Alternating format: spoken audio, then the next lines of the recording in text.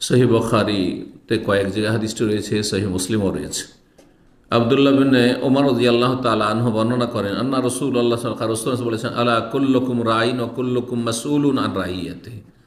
শোনো, আলা, শোনো, সতর্ক করেছেন রাসূলুল্লাহ সাল্লাল্লাহু আলাইহি ওয়াসাল্লাম, কুল্লুকুম রাঈন, তোমাদের প্রত্যেকেই দায়িত্বশীল। কারো কাছে ক্ষুদ্র দায়িত্ব আছে, কারো কাছে মাঝারি দায়িত্ব রয়েছে, কার কাছে বৃহৎ দায়িত্ব রয়েছে, বড় দায়িত্ব রয়েছে। সবাই আপন আপন জায়গায় দায়িত্বশীল। অকুল্লকুম মাসউলুন, আর প্রত্যেককে জিজ্ঞাসিত হবে। কে জিজ্ঞাসা করবেন? আল্লাহ, যার কাছে হাজির হয়ে জবাব দিতে হবে। সুম্মা লা তুসআলুন্না, আল্লাহ বলছেন সূরা তাকাসুর, অতঃপর অবশ্যই অবশ্যই তোমরা জিজ্ঞাসিত হবে, তোমাদের জিজ্ঞাসা করা হবে আনিন নাঈম, নিয়ামত সম্পর্কে। আরে নাঈম, মাথাতে পা পর্যন্ত যা নিয়ামত আছে জিজ্ঞাসা করা হবে। যা কিছু আপনি ভোগ করছেন নিয়ামত, তা জিজ্ঞাসা করা হবে। নেতৃত্ব নিয়ামত আল্লাহর, জিজ্ঞাসা করা হবে। পয়সার নিয়ামত জিজ্ঞাসা করা হবে। সুস্থতা নিয়ামত জিজ্ঞাসা করা হবে। যৌবন নিয়ামত জিজ্ঞাসা করা হবে। জিজ্ঞাসা ছাড়া এক কদম আগে বাড়তে পারবেন হাসরের মাঠে। জবাব দিতে হবে। সে জবাব দেওয়া সহজ হবে যেই ব্যক্তি এখান থেকে প্রস্তুতি রাখবে। যারা কোম্পানিতে হিসাব নিকাশের কাজ করছেন, ডেইলি হিসাব নিকাশ যদি আপডেট রাখেন, মাস শেষে হিসাব দিতে অসুবিধা আছে, ফটাফট সামনে পেশ করে দেবেন।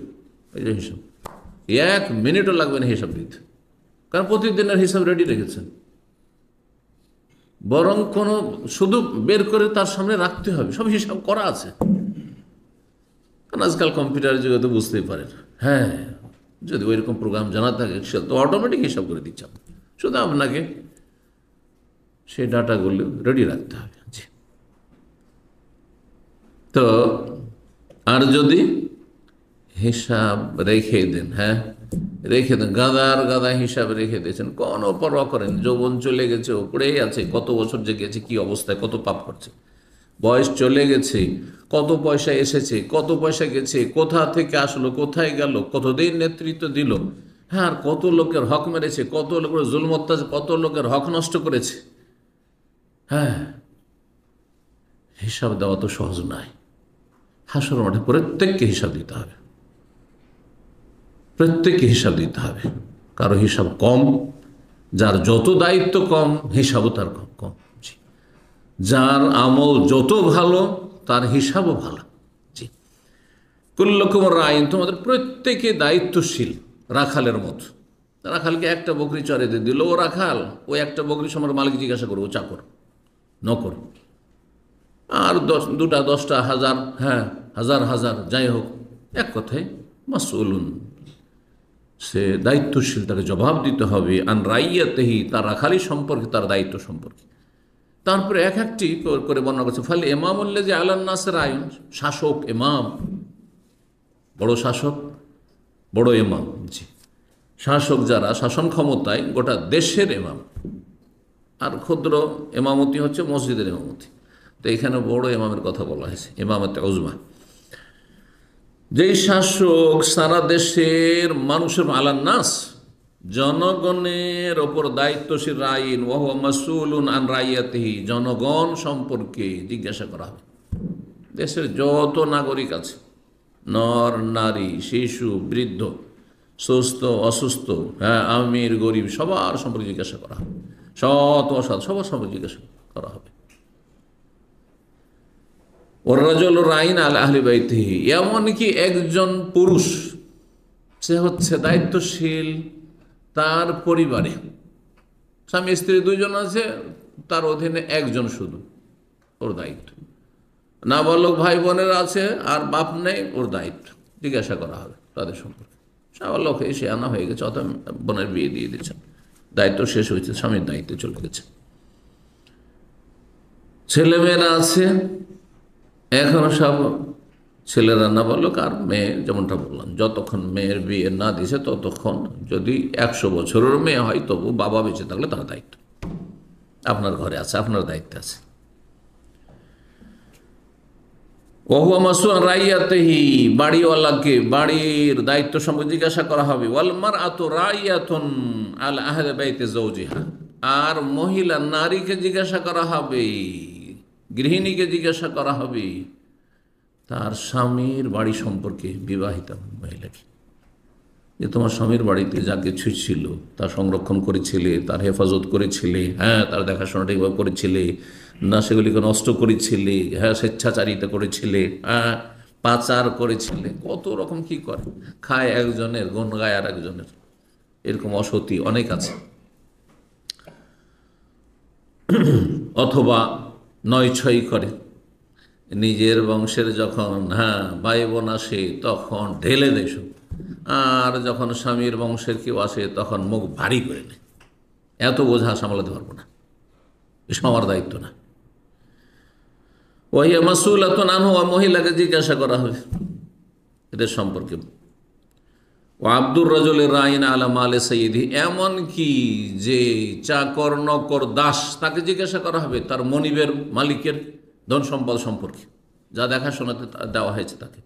ওহ মাসউলুন আনহু, যারা দেশের চাকরিজীবী সরকারের বিভিন্ন পদে আছে তাদেরকে জিজ্ঞাসা করা হবে, তারা সরকার আমলা, জিজ্ঞাসা করা হবে, তাদেরকে জবাব দিতে হবে। শেষখান আবার রিপিট করছেন, আলা, আবার শুনে রাখো, ভালো করে শোনো, ফাকুল্লুকুম রাইন ওয়া কুল্লুকুম মাসউলুন রাইন, প্রত্যেকে তোমাদের দায়িত্বশীল আর প্রত্যেককে নিজ নিজ দায়িত্ব সম্পর্কে জিজ্ঞাসা করা হবে। জি। আর একটি হাদিস বলি, রাসূলুল্লাহ সাল্লাল্লাহু আলাইহি সাল্লাম, শাসক দুই রকমের, তাই না? এক শ্রেণীর শাসক যারা দেশ জাতির জনগণের হিতাকাঙ্ক্ষী, সর্বাত্মক চেষ্টা করে তাদেরকে সুখে রাখার, ভালো রাখার, নাই পরায়ণ শাসক, তাদেরকে নেক দোয়া আছেন রাসূলুল্লাহ সাল্লাল্লাহু আলাইহি সাল্লাম, নেক দোয়া দিয়েছেন, তাদের সুখ শান্তির দোয়া দিয়েছেন। সুবহানাল্লাহ। নবী সাল্লাল্লাহু আলাইহি ওয়াসাল্লামের দোয়া 1400 বছর আগে সমস্ত শাসক, ভালো মানুষদের জন্য, যারা ভালো শাসক, নেক শাসক, তাদের জন্য দোয়া রয়েছে। গুরুত্বপূর্ণ হাদিস এই হাদিসটি শাসক গোষ্ঠীর জন্য বা দায়িত্বশীলদের জন্য, শুধু বড় শাসক না, তার তার যতগুলি সদস্য আছে, সে এমপি হোক আর চেয়ারম্যান হোক আর সাধারণ মেম্বার হোক, আরে কিছু লোকের তো দায়িত্বশীল, হ্যাঁ, অথবা প্রশাসনে বিভিন্ন পদস্থ ব্যক্তিরা হোক। আর যারা অসৎ, যারা অন্যায় অবিচার করে, যারা কঠোরতা অবলম্বন করে, যারা নির্দোষীদেরকে তাদের জুলমের শিকার বানায় আর দোষীদেরকে ছাড় দিয়ে দেয়, যেহেতু এরা নিজের ওরা পর, এই আপন পরে যাদের আচরণ রয়েছে, বৈরী আচরণ কারো সাথে, আর কারো সাথে অবাধ মিত্রতার আচরণ, আমার পক্ষে থাকলে অসুবিধা নেই, সাতক্ষণ মাপ। যারা দেশ জাতির জন্য ক্ষয়ক্ষতি করেছে তাদেরকে বদদোয়া দিয়েছেন রাসূলুল্লাহ সাল্লাল্লাহু আলাইহি ওয়াসাল্লাম, আল্লাহ তাদের জন্য কঠিন করে দাও, রবের কাছে দোয়া করেছেন রাসূলুল্লাহ সাল্লাল্লাহু আলাইহি ওয়াসাল্লাম। হাদিসটি সুন্নাহ সহিহ মুসলিমে 3407 নম্বর হাদিস। মা আয়েশা রাদিয়াল্লাহু তাআলা আনহা বর্ণনা করেছেন হাদিসটি, বলছেন আন্না রাসূলুল্লাহ সাল্লাল্লাহু আলাইহি ওয়াসাল্লাম বলেন, আল্লাহুম্মা মান ওয়ালিয়া মিন উম্মতি শাইআন, হে আল্লাহ, আমার উম্মতের কেউ যদি কোনো দায়িত্ব পায়, ছোট দায়িত্ব হোক অথবা বড় দায়িত্ব, কোনো দায়িত্ব পায়, এই যে কোম্পানিতে আপনি ম্যানেজার হয়েছেন, ফোরম্যান হয়েছেন, সুপারভাইজার হয়েছেন, না আপনি আর কিছু হয়েছেন, হ্যাঁ, কোনো দায়িত্ব পেয়েছেন আপনি, মার্কেটিংয়ের, পারচেজিংয়ের, হ্যাঁ, বিভিন্ন দায়িত্বে আছেন আপনি, আমার উম্মতের যে কেউ কোনো কিছুর দায়িত্ব পায়, আর বিশেষভাবে বড় দায়িত্ব সম্পর্কে এই দোয়াটি আরও বেশি, কারণ ওদের কাছে অসাধারণ ক্ষমতা থাকে। মানুষের কাছে যখন অসাধারণ ক্ষমতা চলে আসে, তখন মানুষের আল্লাহর ভয়ভীতি না থাকলে তখন সীমা লঙ্ঘন করে। এটি কোরআনের কথা, মানুষের বদস্বভাব, এটি প্রকৃতি।